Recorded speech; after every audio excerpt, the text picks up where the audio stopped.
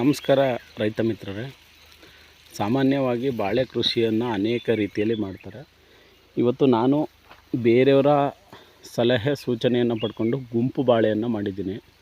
ಗುಂಪು ಬಾಳೆ ಮಾಡೋದು ತುಂಬ ಈಸಿ ಮತ್ತು ಕೆಲಸ ಕಡಿಮೆ, ಆಳು ಖರ್ಚು ಕಡಿಮೆ ಆಗುತ್ತೆ ಮತ್ತು ಇಳುವರಿನೂ ಜಾಸ್ತಿ ಬರುತ್ತೆ ಅಂತ ಹೇಳಿದ್ದಾರೆ. ಹೆಂಗೆ ಮಾಡಿದ್ದೀನಿ ಅಂತ ತೋರಿಸ್ತೀನಿ ಬನ್ನಿ. ನೋಡಿ, 1 2 3 4 ಒಂದೇ ಕಡೆ ನೆಟ್ಟಿದ್ದೀನಿ. ಅಂದರೆ 4-5 ಜನ ಒಂದೇ ಕಡೆ ನಿಂತ್ಕೊಂಡ್ರೆ ಗುಂಪು ಅಂತಾರೆ. 4-5 ಬಾಳೆ ನೆಟ್ಟಿರೋದಕ್ಕೆ ಇದು ಗುಂಪು ಬಾಳೆ ಅಂತ ಹೆಸರಿಟ್ಟಿದ್ದಾರೆ. ಇದನ್ನು ನಮ್ಮ ಸ್ನೇಹಿತ ಚೇತನ್ ಅಂತೇಳಿ JCP ಚೇತನ್ ಅಂತ ಎರಗನಹಳ್ಳಿಯವರು, ಅವ್ರಿಗೆ ಐಡಿಯಾ ಕೊಟ್ಟಾಗ ಅವರು ಗುಂಡಿ ಹೊಡ್ಕೊಟ್ರು. ಈ ರೀತಿ ನಾನು ಹೊಸ್ದಾಗಿ ಅದ್ರ ಬಗ್ಗೆ ಮಾಡ್ತಿರೋದ್ರಿಂದ ಐಡಿಯಾ ಇರಲಿಲ್ಲ. ಅವರು ಗುಂಡಿ ಹೊಡ್ಕೊಟ್ರು.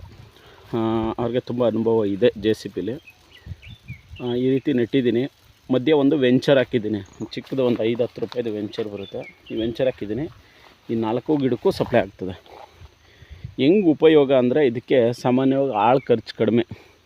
ಈ ಭಾಗದಲ್ಲಿ ಏನು ಉಳುಮೆ ಮತ್ತು ರೋಟ್ರಿ ಕಲ್ಟಿವೇಟ್ರ್ ಏನು ಹೊಡಿತೀವಿ, ಅದನ್ನು ಹೊಡೆಯುವಾಗ ಸ್ವಲ್ಪ ಮಣ್ಣು ತಳ್ಳಿದ್ರೆ ಸಾಕು, ಈಸಿಯಾಗಿ ಹೋಗಿ ಅದೇ ಕುಂತ್ಕೊಬಿಡುತ್ತೆ. ನೀರು ಸಮಸ್ಯೆ ಕಡಿಮೆ ಆಗಲ್ಲ. ಯಾಕೆಂದರೆ ಇಲ್ಲಿ ವೆಂಚರ್ ಹೊಡಿತಿರೋದ್ರಿಂದ 4 ಭಾಗಕ್ಕೂ ನೀರು ಹೋಗ್ತದೆ, ಏನು ಸಮಸ್ಯೆ ಇರೋಲ್ಲ.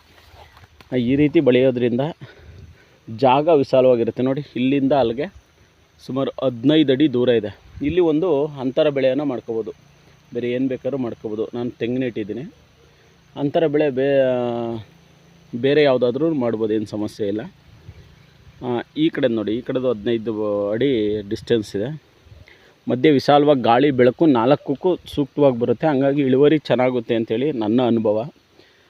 ಈಗ ಇದು 3 ತಿಂಗಳು ಸಸಿ, ಇದು 2-3 ತಿಂಗಳು ಆಗಿದೆ ನೆಟ್ಟು. ಮುಂದಿನ ಒಂದು 7-8 ತಿಂಗಳಲ್ಲಿ ಇದು ಫಲ ಬರುತ್ತೆ.